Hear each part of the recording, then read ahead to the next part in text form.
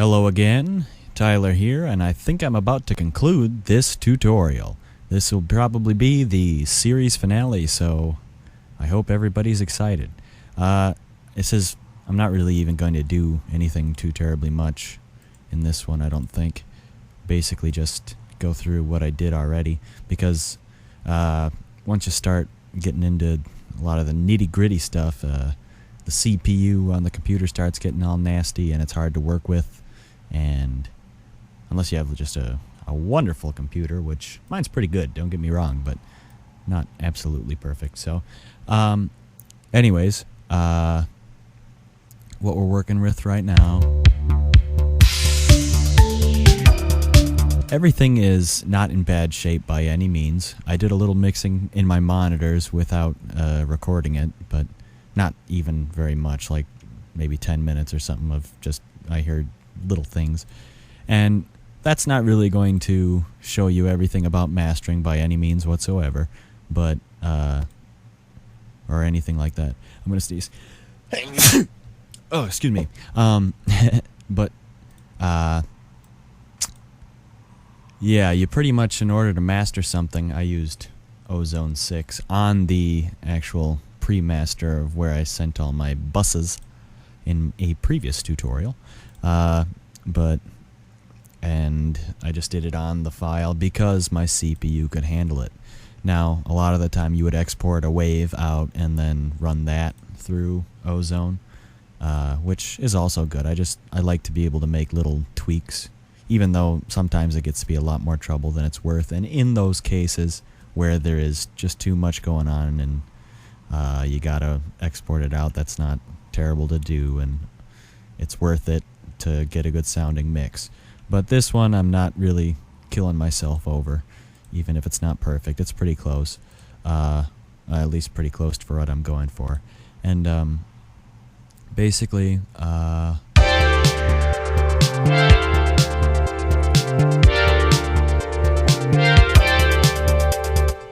I did for the mixing, I think I tweaked that a tad. Like I turned up the compression, I didn't tweak that knob. This one, maybe on the drums, just to beef them up. But also I did that after I put on, this is going to make everything all latency and crazy, and it's going to ruin it for a second. But here, I'll show you, it's going to be a lot louder, so be prepared for that. Not a lot louder, but oh, latency is fun.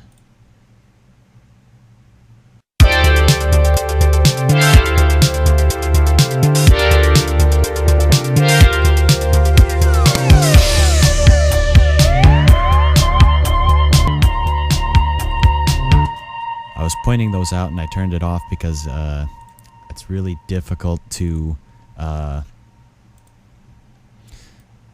talk into something where there's a bunch of latency. I think there's like apps for your phone that show you that you sound really stupid when there's a little bit of a delay. You go start slowing down and you think I think I've talked about that in a previous tutorial as well, although this is not a human brain tutorial. Yes. So RMS is basically what you're trying to get in your master. You want your RMS level to be, RMS is the root mean square. It takes like a little section of your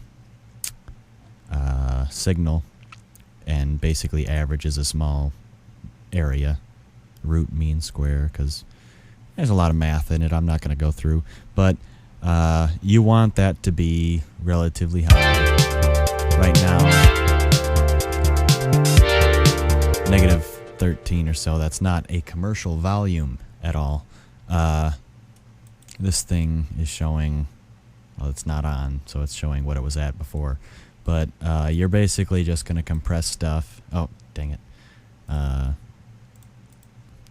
To, oh, that's nice. You can also see. Wave Candy's great. It's very pretty. Meter. So that'll show the RMS level, and you want it generally somewhere around like -8 to -4 if you want to get stupid loud. But we're not doing that. Stupid loud is not really what, at least not my take on a lot of this old school sounding stuff, because they didn't really crush stuff nearly as much. That's the whole loudness wars that people talk about, and I don't know. I don't really care that much. If it sounds good, it can be loud. Ideally, you just want it to be as loud as you can and still sound good. But I'd rather have it be a little bit quieter and sound right. And that's pretty much everybody's take on it, I think. Everybody that you'll talk to, unless they just are like, I want to make noise, which plenty of people do, and you know, that's fine too. I don't mind. I'm not against anybody. So, but anyway, let's show before and after I put the stuff on there. We'll find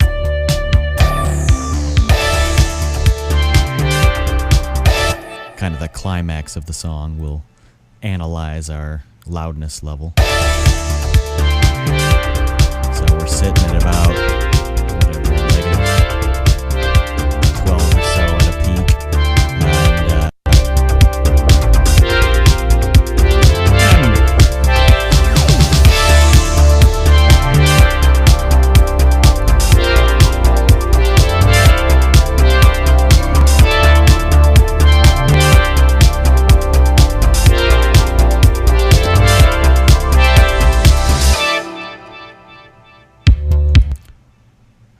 Well, that's a bit of discrepancy between this RMS level and then the one recorded here, but that's what I assume is that this is taking it from a shorter area so that the average seems higher, or a longer section of sound, and then this is taking the mean of a smaller area, so it maybe not. I don't know. A lot of thinking that I'm not really into doing right now. But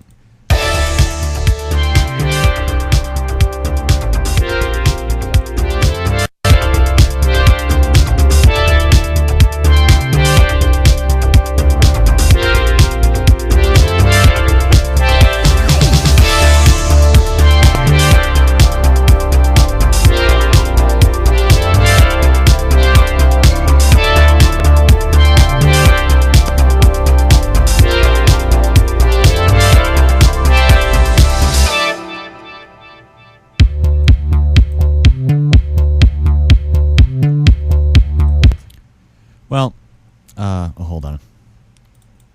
Okay. I mean, you push it as hard as you can. I like to use the crisp because that calculates about the IRC3. I don't know if anybody has ozone. This didn't come with anything. I bought this, so. But it's nice. I honestly don't. I mean, I know how to use it, but I'm kind of lazy with it. These are a bunch of presets, basically. I went through and just kind of clicked on them and was like, oh, that sounds nice. Control the low end. And then you might twiddle with it and think things do other stuff. But for this, I didn't really get into too many things. This multi-band. It's nice. It has a lot of features. But the presets are also pretty good. They aren't bad at all. And especially if you're not driving anything too hard. Like if you're mixed pretty low and then you kind of push up to it rather than having the compressors do much of anything. Ideally, you have a perfect mix and you don't master it all, but that doesn't happen. And it also does help a bit to have a touch of compression just to glue everything together. And that's kind of what we're going with here. And I mean, you look at it, you tweak it, and continually try to make it sound good. And in the end, if it does, you did good. I mean, in comparison to other songs, a lot of the time they are louder than stuff that I do, but it's just to find it to the taste of your ear, and then just honestly keep listening to it and keep listening to other music. And then if you think, oh, well, I mean, at work, I just have headphones in a lot of the time, and I'm listening to music, and then I listen to my stuff, and I'm like, in as many different like headphones and speakers, just keep listening to it and comparing it to other things, and then writing it down or something, and then coming back and saying, oh yeah, I do need to adjust that. So That's mixing and mastering. It's a lot of, I didn't hear this when I was listening to it at home, or I didn't even think of that, or this is so quiet compared to that. And then again, you do have to remember, it is your mix. It's not going to be the same as somebody else's, but it should be comparable. And that's kind of what you go for. And I will export this out and then put it as another video. I'll probably link it at this time in the video. Click here. I don't know. Or maybe I won't. I might forget. But so listen to this, and I'm not going to say it's a perfect mix either. It's close as I'm going to get it, though, for the time being. And then, so this is the climactic ending to this tutorial series with a fun little master.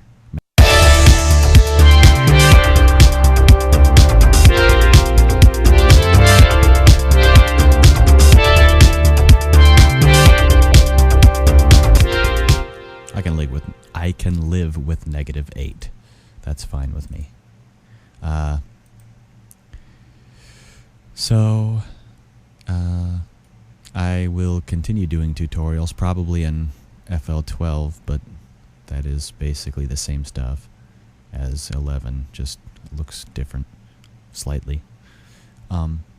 So I think I might make a sequel series with a new song and a new, I don't know, something a little different, so we can have fun with that.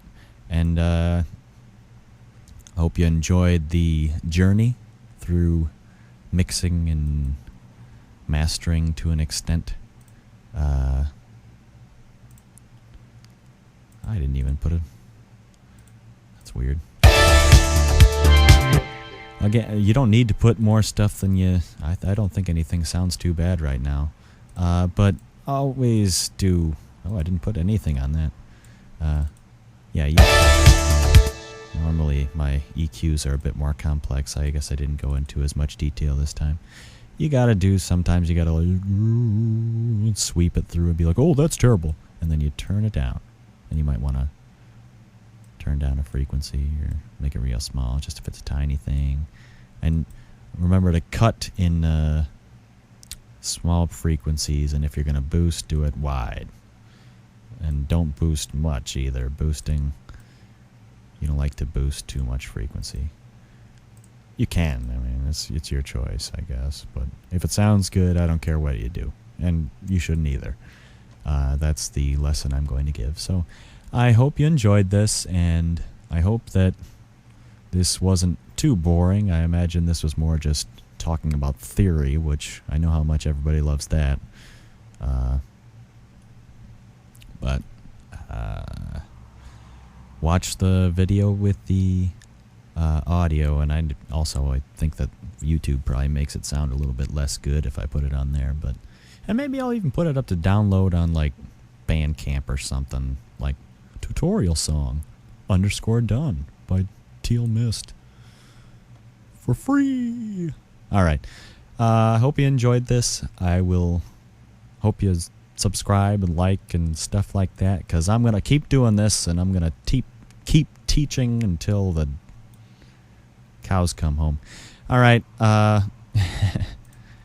see you later.